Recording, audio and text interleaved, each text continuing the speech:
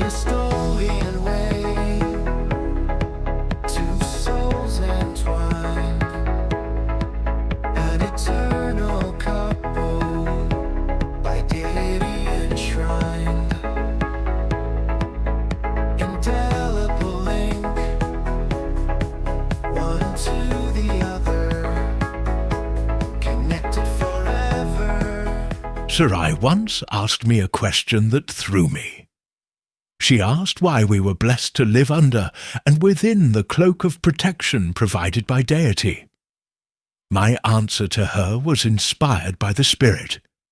We owe everything we have, every blessing in our lives, to the depth of faith Zacharias had in deity, and the way he imparted that faith unto his people. No other man could have done what he did. Until my dying day, I will thank deity for the faith of Zacharias, for choosing him to beget our nation. Valerius, Capitulo 11. Consequences, the joy and the sorrow. Alexandros woke from a restless sleep and opened his eyes to darkness. It was still some time before dawn, but he knew why he couldn't sleep. Seeking solace and advice with the rising sun was essential. The situation had grown intolerable. He slipped out of bed and dressed quickly. By the time he finished, a sliver of moonlight guided him through the quiet palace. With practiced ease, he navigated to the next wing and entered the main room. No need to check on Ulysses. He was already awake, surely roused by his connection to deity, sensing that help was needed. I will follow you, Ulysses whispered. The two men approached the palace entrance. In the stillness of pre-dawn, they descended the stairs to the royal stable, home to the ruling family's personal mounts. Soon, they saddled their horses and rode down the palace road toward the base of Mount Zacharias. By the time they reached the valley between the mountains, the moon had set, leaving them in near total darkness. Alexandros rode a massive horse with a dark iron-grey dappled coat, while his friend's mount resembled a Corlean pony, small and dun-colored, unwanted by others. In the gloom, Alexandros appreciated the lighter hide of his friend's horse. They neared the summit of the lesser peak of Mount Estoliana when Ulysses spoke. What concerns you, Alexandros?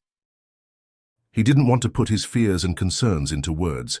The sun was ready to rise above the horizon. Let's enjoy the dawn, he suggested, procrastinating. As the sun climbed higher, he tried to clear his mind of everything that worried him.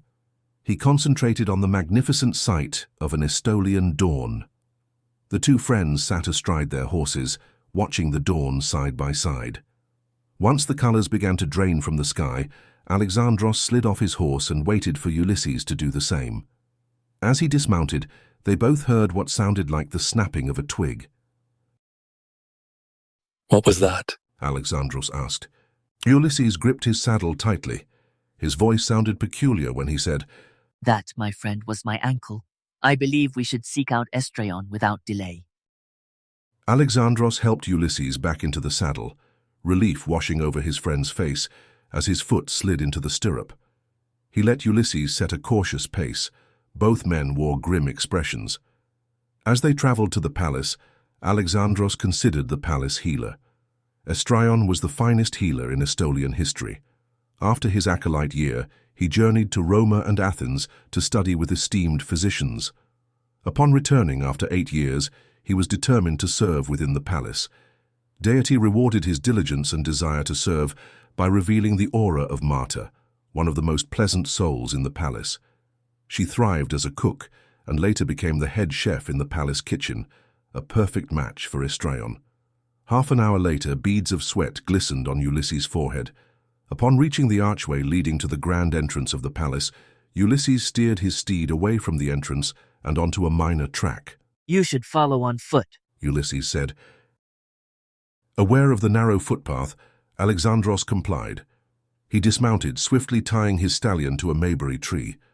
Moments later, they rounded one of the stone buttresses supporting the palace, and the path ended at an iron-barred gate nestled within a small archway similar to the main entrance.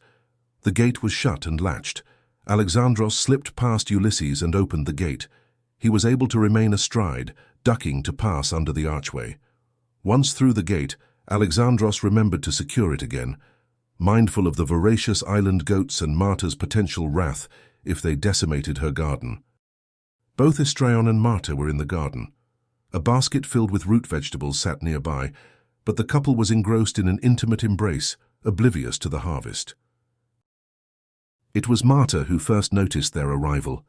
She gave her husband one last tender embrace before whispering something in his ear. Estrayon turned to face them, recognizing that something was wrong. He stopped briefly to relay his immediate needs to Marta before guiding Ulysses' horse closer to the palace entrance. Once the animal could go no further, Estrayon and Alexandros assisted Ulysses to dismount. They carried Ulysses through the kitchens and to his father's wing of the palace, fortuitously only a short distance away. They carefully placed him onto his bed. "You are right, Ulysses," Estrayon said. "Your ankle has broken. I must pull on it until the bones return to their correct places, and then we will wrap it so you cannot move it."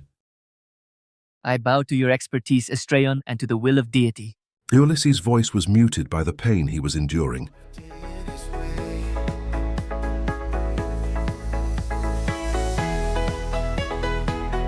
A week later, Alexandros returned alone to the lesser peak of Mount Estoliana to watch the sunrise. His forebears had gained much wisdom and guidance from deity by observing the dawn from this promontory. He longed for that same insight. Alexandros viewed his uncle Perytasis as an indifferent keeper. He fulfilled the position's requirements but missed its true essence. Often, Alexandros and Ulysses discussed the actions of former keepers and the promises of Zacharias and deity. If only Ulysses hadn't broken his ankle, they could have discussed the developing situation. That was why Alexandros had invited Ulysses on the pre-dawn trek. Alexandros sighed heavily. For now he had to forge a path forward with only deity as his guide. While Ulysses' ankle healed, his friend couldn't offer support.